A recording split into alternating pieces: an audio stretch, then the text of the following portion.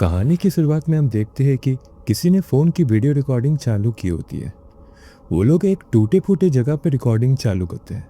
उनमें से एक जन कहता है कि कैमरा चलने लगा है, लेकिन एक जो दूसरा आंसर वहाँ पे होता है वो परेशानी में कहता है कि तुम्हारी फ़ोन की बैटरी कम हो रही है, जल्दी करो। उनको गर्मी और फ़ोन की बैटरी दोनों की चिंता है। पहला लड़का जल्दी से रिकॉर्डिंग चालू कर देता है। वो थोड़ा घबरा के बताता है कि हम लोग सियोंगजन यूनिवर्सिटी फिल्म डिपार्टमेंट के सॉफ्टमोर्स और जूनियर्स हैं, और वो कहता है कि हम रेस्क्यू का इंतज़ार कर रहे हैं। ऐसा लगता है जैसे स्टूडियो टूर में कुछ गड़बड़ हुई है और वो लोग अंदर फंस गए हैं।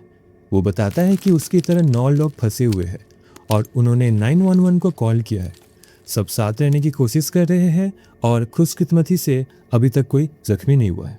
उनके पीछे एक टेंशन साफ दिख रही है। एक लड़का जोर से कहता है, ये सब बताना छोड़ो और फिल्माना शुरू करो।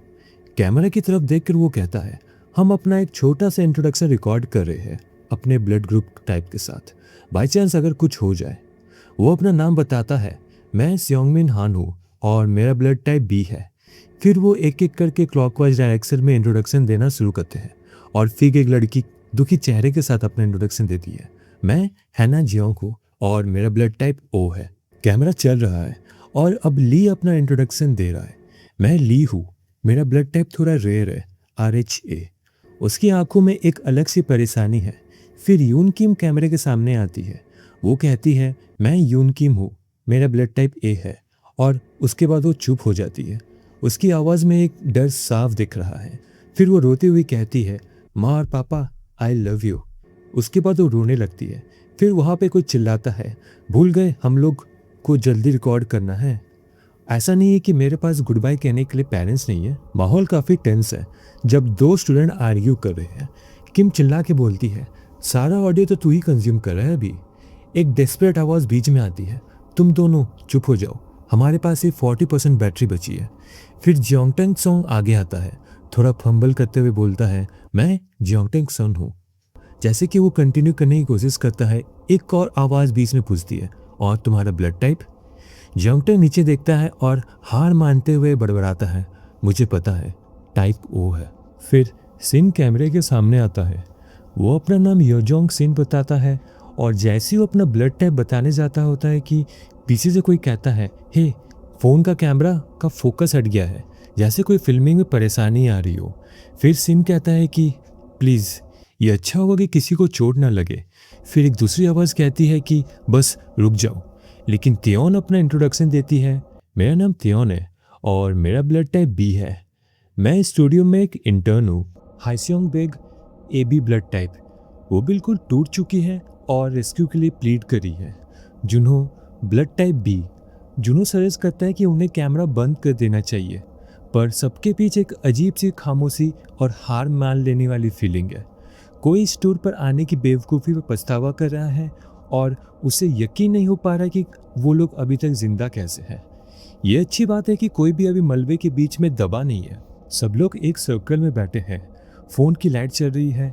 एक आवाज़ कहती है, हमें फ़ोन की लाइट बंद कर देनी चाहिए। ली को बोला जाता है लाइट बंद करने को, और फिर सब तैयार हो जाते हैं। फ़ोन की लाइट बंद हो जाती है और सब अंधेरे में डूब जाते हैं। फिर कहानी हमें 16 दिन बाद की दिखाई जाती है। अब हम एक शहर के बिल्डिंग कॉम्प्लेक्स के बाहर है और टीवी में सुबह 6 बजे की न्यूज़ चल रही है। टीवी पर न्यूज़ रिपोर्ट चल रही है। रिपोर्ट में कॉन्ट्रा स्टूडियो इंसिडेंट का जिक्र है, जिसमें बताया गया है कि पुलिस को सस्पिशियस साइंस मिले हैं और अब वो केस और सर्वाइवर्स दोनों की इन्वेस्टिगेशन करेंगे। बाद में एक किचन का सीन आता है जहां डॉक्टर जू कॉफ़ी ऑफर करते हुए खुद को एक स्वीट ओल्ड लेडी बोलती है, पर बदले में उन्हें स्केरी ओल्ड लेडी सुनने को मिलता है। न्यूज़ अपडेट से रिवील होता है कि 14 दिन के आइसोलेशन के बाद सर्वाइवर्स को रेस्क्यू कर लिया गया है। हालांकि 3 डेड बॉडीज डैमेज हालत में मिली हैं और एक सर्वाइवर्स बेहोश। न्यूज़ में बताया जा रहा है कि पुलिस को कॉन्ट्रा स्टूडियो में हत्या के सबूत मिले हैं। उन्होंने फैमिली की परमिशन से 3 डेड बॉडी का पोस्टमार्टम करने का फैसला किया है। सर्वाइवर्स को भी ट्रॉमा से गुजरने की खबर है, जिसके लिए एक एडवाइजरी कमेटी इन्वेस्टिगेशन में शामिल होगी। अथॉरिटीज़ अब national institute of scientific investigation से ऑटोप्सीज करवाने के लिए पूछ रही है। क्योंकि क्वांटा स्टूडियो इंसिडेंट की खौफनाक सच्चाई अब धीरे धीरे साफ हो रही है। इसी बीच डॉक्टर जू बिल्कुल कैजुअली अपना वक्त चेक करती है और रश आवर शुरू होने से पहले निकलने की बात करती है। वो अपनी कीज समेट रही है और निकलने की तैयारी कर रही है। उनसे कहा जाता है ब्रेकफास्ट करके ही बाहर निकलना, अगर कुछ हो तो कॉल करना, अगर कुछ ना हो तो भी कॉल करना। प्रोसिक्यूटर्स ने एक न्यूरो साइकियाट्रिस्ट को एडवाइजरी कमेटी में अपॉइंट करने का फैसला किया है और सब लोग स्पेकुलेशन कर रहे हैं कि वो डॉक्टर योंगवा जू है। दूसरी तरफ सियोल पुलिस स्टेशन के ऑफिस में लोग डिस्कस कर रहे हैं कि मुझे लगता है टीम 2 को असाइन होगा। दूसरा पूछता है पहले से ही? ये सब दिखाता है कि क्वांटा स्टूडियो इंसिडेंट की इन्वेस्टिगेशन अब सीरियसली शुरू हो गई है। पुलिस स्टेशन में लोग बात कर रहे हैं कि क्योन को एडवाइजरी कमेटी का मेंबर बनाया जा रहा है। एक बंदा कहता है कमेटी मेंबर का मामला एक बड़ी परेशानी है। दूसरा कहता है लगता है टीम 2 फिर से क्वार्टर का स्पॉटलाइट चुरा लेगी। और एक बंदा हंसता है हम जल्दी घर नहीं जाने वाले हैं। दूसरा पूछता है तुम हंस रहे हो? फिर वो कहता है मैं रो रहा हूँ, हमारे लिए कोई गर्मी की छुट्टियां ही नहीं है। पुलिस ऑफिसर्स केस डिस्कस कर रहे हैं। एक ने पूछा कि क्या उन्हें क्राइम सीन फोटोज देखनी चाहिए, पर दूसरा ऑफिसर जिसका सर दर्द से फटा जा रहा था जिद की कि पहले कॉफ़ी पियेंगे और फिर ब्रेक रूम चलने का सजेशन दिया। फोन स्क्रीन पर ऑनलाइन कमेंट्स दिख रहे हैं जहां क्वांटा स्टूडियो इंसिडेंट पर लोग डिस्कस कर रहे हैं।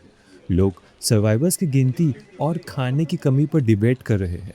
बॉडी की डैमेज होने की खौफनाक डिटेल्स पर चिंता जताई जा रही है। एक कमेंट में आपस के झगड़ों और इन्वेस्टिगेशन के बारे में स्पेकुलेशंस है। डिस्कशन फिर साइकियाट्रिस्ट योंगवा जू की तरफ शिफ्ट हो जाती है। कमेंटर्स सवाल उठा रहे हैं कि इतना हंगामा क्यों हो रहा है और उनके सेलिब्रिटी स्टेटस का जिक्र कर रहे हैं। ऑनलाइन कमेंट्स में साइकियाट्रिस्ट योंगवा जू की चर्चा हो रही है, जहां कुछ लोग उन्हें पुराने इंसिडेंट से कंपेयर कर रहे हैं और आईजी सेलेब बुला रहे हैं। पुलिस स्टेशन में ऑफिसर्स कैजुअली बात कर रहे हैं कि डॉक्टर जू 43 साल की है और वो ये जानकर हैरान है कि वो एडवाइजरी कमेटी की मेंबर है, क्योंकि उनकी फ़ोटोज़ देखकर उन्हें लगता है कि वो उनकी ही एज की होंगी। वो मजाक करते हैं कि अगर वो उनकी उम्र की होती तो वो क्या करते, और फिर बात शिफ्ट हो जाती है कि वो वाकई बहुत खूबसूरत है। ऑफिसर्स डॉक्टर जू के बारे में बात कर रहे हैं और हैरान है कि वो 43 साल की है। उन्हें याद आता है कि उन्होंने डॉक्टर जू को बचपन में न्यूज़ पर देखा था, जब प्राइवेसी लॉस इतने स्ट्रिक्ट नहीं होते थे। वो उनके किसी पुराने इंसिडेंट के बारे में इन्वॉल्व होने का अंदाज़ा लगाते हैं और नोट करते हैं कि कैसे तब सर्वाइवर्स के चेहरे ब्रॉडकास्ट कर दिए जाते थे। ऑफिसर डेगन बोलता है लेफ्टिनेंट, मुझे लगता है मैंने गलत बोल दिया। फिर वो बोलता है हाँ, मेरा मतलब है अगर ये साफ हो जाता है कि वहाँ मर्डर हुआ था तो ये लॉक रूम मर्डर केस बन जाएगा, जिसे हैंडल करना और भी मुश्किल होगा। इसलिए भले ही डॉक्टर कितनी खूबसूरत हो, खुद पर थोड़ा काबू रखे। वो फिर से कहता है लेफ्टिनेंट, वो मेरा मतलब वो नहीं था। दूसरी तरफ एक और ऑफिसर डॉक्टर जू के बारे में बताती है एडवाइजरी कमेटी मेंबर वो सिर्फ एक डॉक्टर नहीं है, वो उस इंसिडेंट के सर्वाइवर है, तो उनके सामने अपनी जुबान थोड़ा संभाल कर बात करना। ऑफिसर्स डॉक्टर जू को लेकर, जो कि एडवाइजरी कमेटी मेंबर है, उनके साथ अपने इंटरैक्शन के बारे में बात कर रहे हैं। एक ऑफिसर दूसरे से कहता है ऐसी कोई भी गलती मत करना जिसके वजह से प्रोसिक्यूटर्स के साथ मुसीबत में फंस जाए, और दूसरा सॉरी बोलता है। उनके बीच एक और ऑफिसर बोलती है उसे डराना बंद करो। फिर डॉक्टर जू पूछती है कैसी गलतियाँ? ये कहना कि मैं तुम्हारी उम्र की लगती हूँ, और या शायद ये बात कि तुम थोड़े परेशान हो कि मैं प्रोसिक्यूटर द्वारा अपॉइंट की गई एक कमेटी मेंबर हूँ। ऑफिसर्स की बातचीत में डॉक्टर जू के एज को लेकर सरप्राइज दिख रहा है। डॉक्टर जू बोलती है मैं 43 हूँ, क्या ये तुम्हारे सवाल का जवाब देता है? लेफ्टिनेंट कर्नल को वो अपना इंट्रोडक्शन देती है मैं योंगवा जू हूँ, director of neuropsychiatry at National Health Research Centre. Quanta Studio की हर फोटो में खून के दागे और टूटे फूटे मलबे दिख रहे हैं, जैसे कोई भयानक हादसा हुआ हो। एक तस्वीर में एक कप है, एक दूसरी में कपड़े का टुकड़ा, कुछ तस्वीरों में तो सिर्फ खून और मलबा ही नजर आता है। Officers initial crime scene photos को चेक कर रहे हैं, जो क्वांटा स्टूडियो ट्रेजेडी का एक खौफनाक मंजर दिखा रहा है।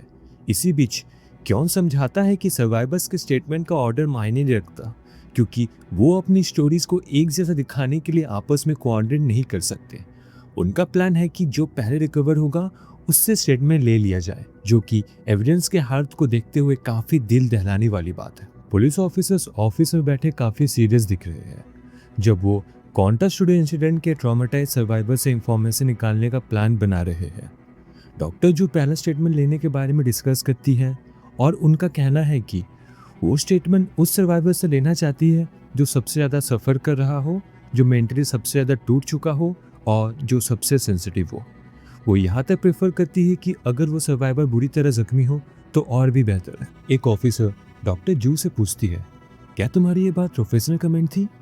पर डॉक्टर जू कहती है, ये सबसे ऑनेस्ट जवाब देगी।